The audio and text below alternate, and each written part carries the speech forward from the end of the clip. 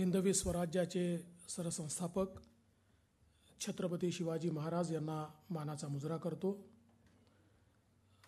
भारतीय राज्यघटनेचे शिल्पकार भारतरत्न डॉक्टर बाबासाहेब आंबेडकर यांना मानवंदना अर्पित करतो। आजच्या या ग्रंथ प्रकाशन सोहळ्यामध्ये मंचावर उपस्थित भारतीय जनता पक्षाचे अध्यक्ष माननीय चंद्रकांत दादा पाटील, खासदार रणजितसिंह नाईक निंबाळकर, पुण्याचे आमचे अध्यक्ष जगदीशजी मुळीक, आमदार सिद्धार्थजी शिरोळे, आमदार राम सातपुतेजी, विशेषतः पंढरपूरहून या ठिकाणी आलेले माजी आमदार प्रशांत परिचारकजी, या पुस्तकाचे लेखक शांतनु गुप्ताजी, अनुवादक मल्हार पांडेजी, ज्यांनी हे पुस्तक प्रकाशित केलं ते ऋतुपर्ण कुलकर्णीजी, अमृताताई कुलकर्णी, या ठिकाणी सभागृहामध्ये उपस्थित सर्व प्रमुख नागरिक आणि माता भगिनी बंधूंनो, शांतनु जी, आपने कहा कि आप राम और कृष्ण की धरती से आए हैं, तो राम और कृष्ण की धरती से आए हुए शांतनु जी का छत्रपति शिवाजी महाराज की धरती पर मैं बहुत बहुत स्वागत करता हूं।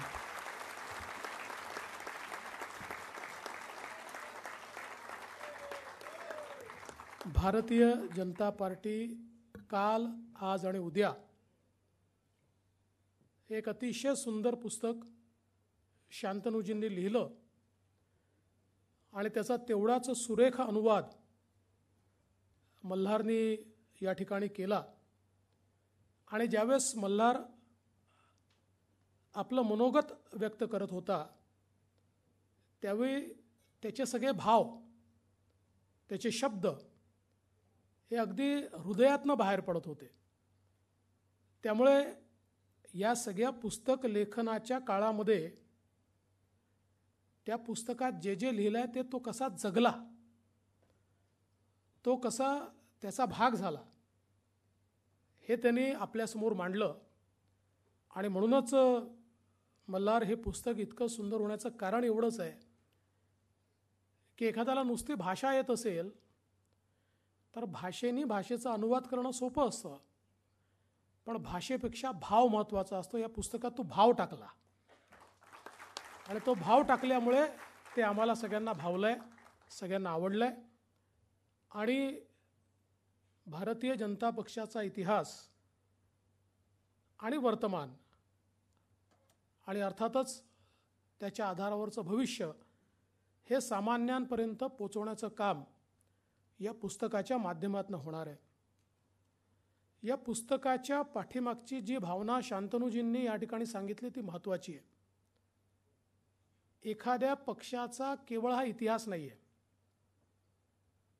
तर एका शाश्वत विचाराला अंमलात आणणारी जी संघटना आहे त्या संघटनेचा विचार आहे। भारतीय जनता पार्टी या काळातलं उपकरण आहे। हा विचार अजरामर अशा प्रकारचा विचार आहे।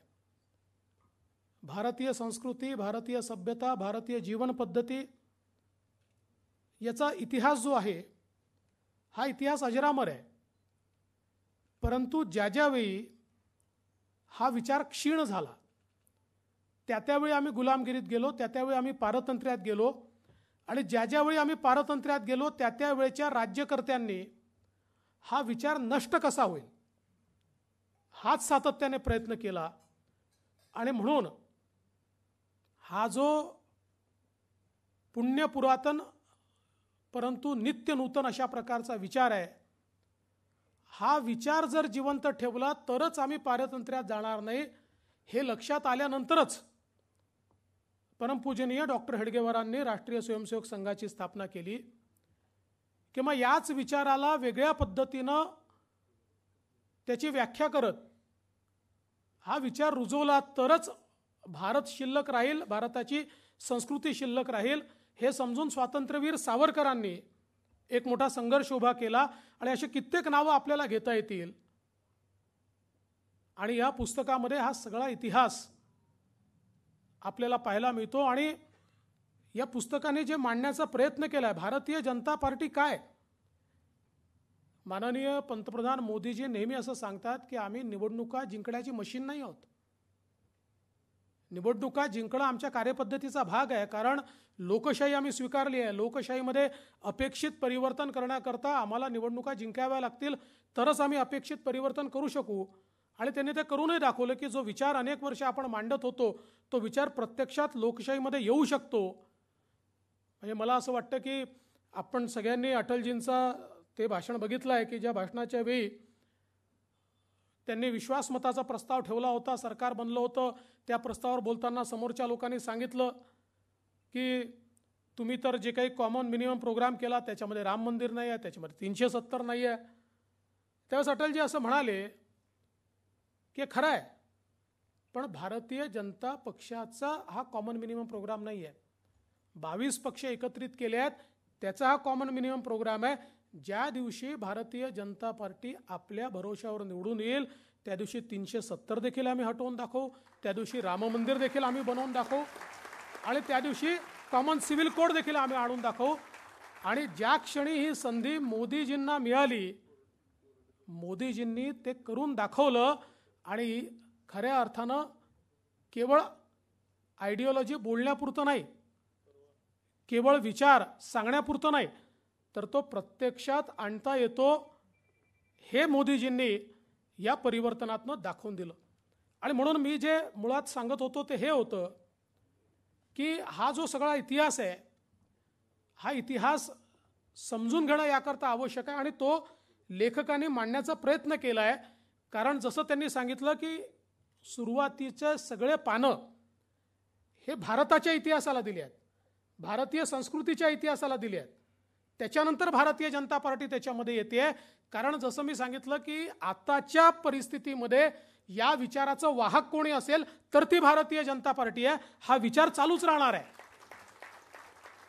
आणि मग अगदी कशा प्रकारे मॅक्स मुलरने आर्य बाहेरून आलेलो ते ही थिअरी या ठिकाणी मांडली आणि कशा प्रकारे ती प्रतिपादित करण्याचा प्रयत्न इंग्रजांनी केला याचंही अतिशय उत्तम वर्णन या ठिकाणी केलं आहे. आणि हे खरंच आहे. आपण बघा, या देशाला पारतंत्र्यामध्ये टाकण्याकरता एकच गोष्ट, एक सत्य असतं की कुठल्याही समाजाचा तेजोभंग करायचा, त्याचं आत्मभान आणि आत्मतेज जेव्हा हरवतं त्यावेळी त्याला गुलाम करता येतं. आणि आमच्यावर आक्रमण करणाऱ्या प्रत्येक व्यक्तीला हे माहिती होतं. आणि म्हणून मुघल आले असतील किंवा इतर कुठले आक्रांत आले असतील, यांनी राम मंदिरावर का बरं त्या ठिकाणी हल्ला केला, यांनी श्रीकृष्ण जन्मभूमीवर का हल्ला केला, सोमनाथाचं मंदिर त्या ठिकाणी का तोडलं, काशी विश्वेश्वराला खंडित का केलं. कारण त्यांना हे दाखवायचं होतं की तुम्ही ज्यांना ईश्वर मानता त्या ईश्वराला खंडित करू नये, आम्ही तुमच्यावर राज्य करू शकतो, म्हणजे आम्ही तुमच्यापेक्षा श्रेष्ठ आहोत, आमचा विचार तुमच्यापेक्षा श्रेष्ठ आहे, आमचा ईश्वर आणि आमची संस्कृती तुमच्यापेक्षा श्रेष्ठ आहे, हे दाखवण्याकरता. नाहीतर ते कुठेही मस्जिद बांधू शकले असते, खूप जागा होती. इतका सुंदर ताजमहाल जर बांधू शकतात तर जागाच जागा होती, दुसरीकडे त्यांनी सुंदर मशीद बांधली असती.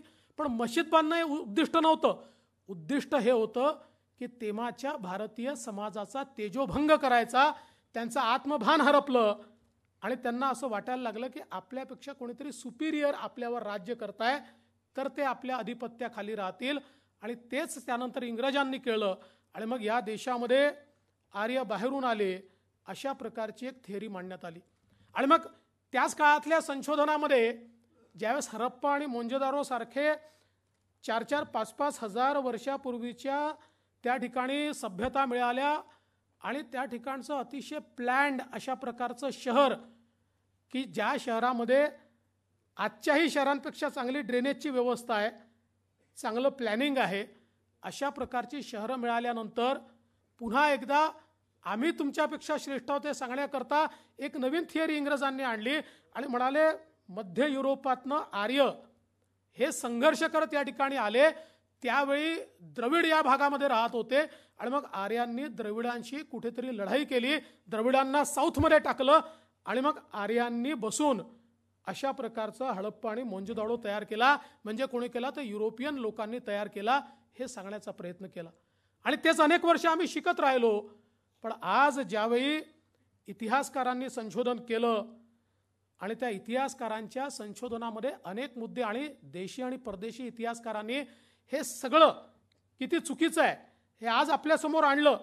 आणि मग अगदी आपल्या इथे ज्यांनी वेगवेगळ्या ठिकाणी संशोधन केलं ते प्रोफेसर शिंदे असतील किंवा अभिजित चावडा असतील, यांनी या संदर्भातलं सत्य ज्यावेळेस समोर आणलं आणि एक प्रश्न उपस्थित केला की जर संघर्ष झाला तर इतिहासामध्ये कुठलाही संघर्ष झाला तर त्याच्या खुणा असतात. लढाई झाली तर लढाई कुठे झाली दाखवा. आले तर जाता येता कुठेतरी जागा असेल, ती जागा कुठे आहे ती दाखवा. लोक मेले तर कुठेतरी मेले असतील, त्यांच्या ग्रेव्स कुठे आहेत त्या दाखवा.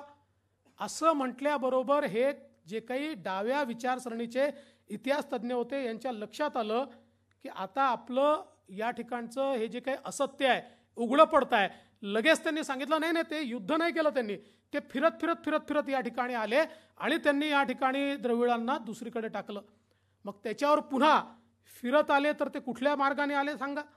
अशा प्रकारचा विषय ज्यावेळेस आला आणि मग त्याच्यानंतर ज्यावेळी आमच्या संशोधकांनी एक भारताची संस्कृती, भारताची सभ्यता जगातली सगळ्यात जुनी कंटिन्युअस सभ्यता आहे अशा प्रकारचा विचार समोर मांडला आणि त्याकरता राखी गडी बिरानापासनं तर हडप्पा मोंजोदाळोपेक्षाही 5000 वर्ष जुनं अशा प्रकारचे हे सगळे ज्या काही गोष्टी शोधून काढल्या.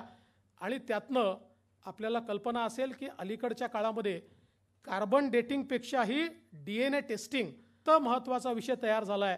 आणि या DNA टेस्टिंगच्या माध्यमातनं आता नवीन थिअरी समोर आली, ज्या थिअरीला जगातल्या चांगल्या जर्नल्सनी स्थान दिलं. आणि ती थिअरी अशी सांगते की जगामध्ये जी काही मानवजात आहे या मानवजातीमध्ये सगळ्यात मोठा DNAचा हॅप्लो ग्रुप कुठला असेल तर तो R1A1A नावाचा हॅप्लो ग्रुप आहे. आणि हा जो R1A1A आहे याची सगळ्यात जास्त डायव्हर्सिटी ही भारतामध्ये पाहायला मिळते. आणि त्याचा संपूर्ण अभ्यास करून भारतातनं लोक कशा प्रकारे युरोपमध्ये गेले, कशा प्रकारे मध्यपूर्व युरोपमध्ये गेले, एशियामध्ये गेले, अशा प्रकारचे सगळे तथ्य आज समोर आले आहेत. आणि हे समोर आल्यानंतर आर्य आणि द्रविड असा जो काही एक थिअरी होती, थिअरी देखील बस्ट झाली.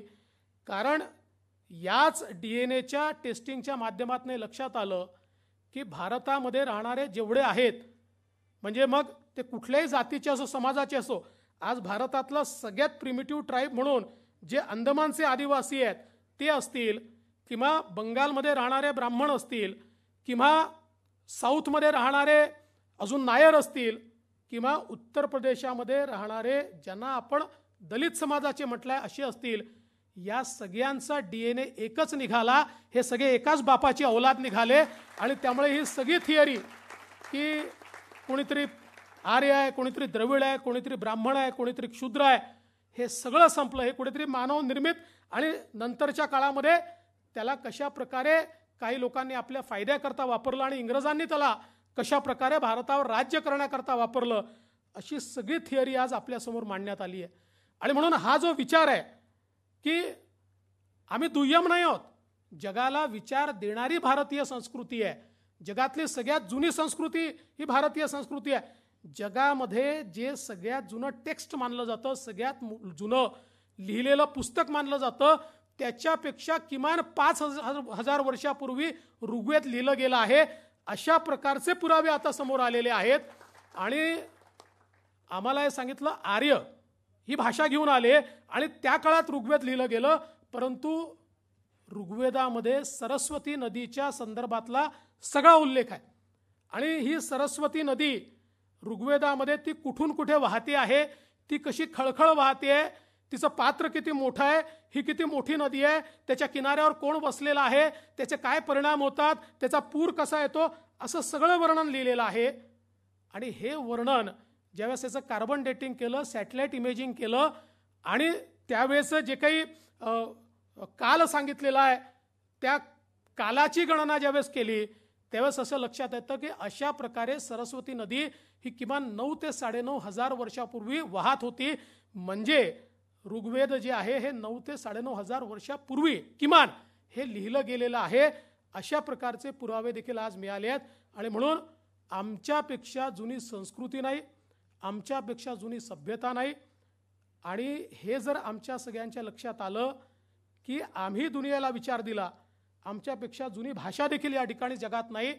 इंडो युरोपियन लँग्वेजेस हा जो एक कॉन्सेप्ट आहे त्याची सुरुवात युरोपमध्ये झालेली नाही, त्याची सुरुवात भारतामध्ये झालेली आहे. हेही आता अनेक पुराव्यांच्या सहित या ठिकाणी झालेलं. आणि हे सगळं काही मी संशोधित केलेलं नाही, हे तर सगळं जे काही वेगवेगळ्या इतिहासकारांनी आता जर्नलमध्ये छापलं आहे ते वाचून ते ऐकून मी आपल्यासमोर मांडण्याचा प्रयत्न करतो आहे. पण हे सांगण्याचं कारण एवढंच आहे की हे आत्मभान जर आम्हाला पुन्हा लाभलं की आम्ही कोणाशी दुय्यम नाही आहोत, आम्हाला कोणाचा विचार घेण्याची आवश्यकता नाही आहे, आम्ही विचार देणारे आहोत, अशा प्रकारचा विचार ज्यावेळेस आपण तयार करू आणि आत्मतेजाने भरलेलं अशा प्रकारचा समाज ज्याला आत्मतेजही आणि आत्मभानही आहे, हा ज्यावेळेस भारतामध्ये तयार होईल आणि कुठल्याही विषमतेच्या विषवल्ली विना आम्ही ज्यावेळेस एक भारतीय समाज म्हणून जगापुढे जाऊ, त्यावेळी भारताला कोणी रोखू शकणार नाही. भारताची जी संकल्पना विश्वगुरू म्हणून आम्ही केली आहे, ती संकल्पना याच आत्मभान आणि आत्मतेजाच्या भरोशावर जाणार आहे. आणि हीच संकल्पना आम्ही जे हिंदुत्व सांगतो त्या हिंदुत्वाने मांडलेली आहे. आणि म्हणून दादा म्हणाले ते खरं आहे, हिंदुत्व ही संकुचित संकल्पना नाही आहे, ती पूजा पद्धती कर्मकांड याच्यावर आधारित नाही आहे, ती भूसांस्कृतिक राष्ट्रवादाशी जोडलेली संकल्पना आहे, ती भारतीय जीवन पद्धतीशी जोडलेली संकल्पना आहे. इथल्या मूळ विचारांना जे मूळ मानतात अशी जी संकल्पना आहे ती हिंदुत्ववादी संकल्पना आहे. आणि अशा प्रकारचा हा जो हिंदुत्ववाद आहे, या हिंदुत्ववादाचा वाहक म्हणून आज भारतीय जनता पार्टी या ठिकाणी काम करते आहे. आणि म्हणून मला असं वाटतं की अनेक पक्ष असतील की ज्यांनी हिंदुत्वाची शाल पांघरली असेल. आम्हाला शाल पांघरायची आवश्यकता नाही आहे, आमच्या रक्तात हिंदुत्व आहे, आम्ही हिंदुत्वातनंच तयार झालेलो आहोत, त्या विचाराकरता तयार झालेला. आणि मी तर सांगतो भारतीय जनता पक्ष कितीही वर्ष चालेल, शेकडो वर्ष चालेल, पण हा विचार त्याही पलीकडे चालेल. उद्या एकही व्यक्ती जर जिवंत असेल या धरातलावर तर हा विचार संपू शकत नाही. अशा प्रकारचा हा विचार भारतीय जनता पक्षाच्या या सगळ्या वाटचालीच्या पाठीशी आहे. आणि त्यानंतर या पुस्तकाने ज्या प्रकारे अतिशय उत्तमपणे जनसंघाची स्थापना, म्हणजे काश्मीरच्या मुद्द्यापासनं तर कशा प्रकारे भारतीय जनता पक्षाने राष्ट्रवाद सातत्याने लावून धरला आणि त्यातनं कशा प्रकारे राष्ट्रवादातनं हे संपूर्ण भारतीय जनता पक्षाची जनसंघाची वाटचाल झाली, तिथपासनं तर अगदी अटलजींचा काळ असेल किंवा 2004 ते 2013 त्याला आपण वाया गेलेले वर्ष अशा प्रकारे म्हटलेलं आहे भारतीय जनता पक्षाकरता. कारण ठीक आहे, म्हणजे हे खरंच आहे की त्या काळामध्ये म्हणजे ते भारतीय जनता पक्षाकरता नाही, भारताकरता वाया गेलेले होते. ते काय भारतीय जनता पक्ष मजबूतच झाला, पण भारताकरता वाया गेलेले वर्ष. मी एक पुस्तकाचं प्रकाशन केलं होतं 2013 साली, अ डिकेड ऑफ डिके म्हणून. आणि कशा प्रकारे त्या 9-10 वर्षामध्ये भारताच्या अर्थव्यवस्थेला अपरिमित हानी झाली याचं अतिशय सुंदर उदाहरण त्याच्यामध्ये, आणि कसा भारत मागे गेला.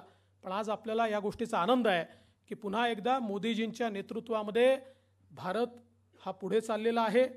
आज कोरोनाच्या काळामध्ये ज्या प्रकारे भारताने मोदीजींच्या नेतृत्वात कोरोनाचा सामना केला आणि जगामध्ये आम्ही वॅक्सिन बनवू शकतो आणि 125 कोटी लोकांना वॅक्सिन देऊ शकतो, ही जी भारताची ताकद आज आम्ही दाखवली. आणि आज 50पेक्षा जास्त देशांना आम्ही वॅक्सिन पुरवतो आहोत, आम्ही औषध पुरवतो आहोत, ही जी भारताची क्षमता तयार झाली आहे. किंवा जगाच्या पाठीवर ज्यावेळेस युक्रेन आणि रूसची लढाई होते त्यावेळी अमेरिकेने दबाव आणला, तर अमेरिकेच्या डोळ्यात डोळे घालून भारताचे परराष्ट्रमंत्री सांगतात की आम्हाला भारताचं हित पाहायचं आहे, अमेरिकेचं हित पाहायचं नाही आहे. आणि त्याचवेळी मोदीजींच्या नेतृत्वात रशियाला देखील असं वाटतं की रशिया आणि युक्रेनमध्ये मध्यस्थी जर कोणी करू शकत असेल तर ते पंतप्रधान नरेंद्र मोदी करू शकतात.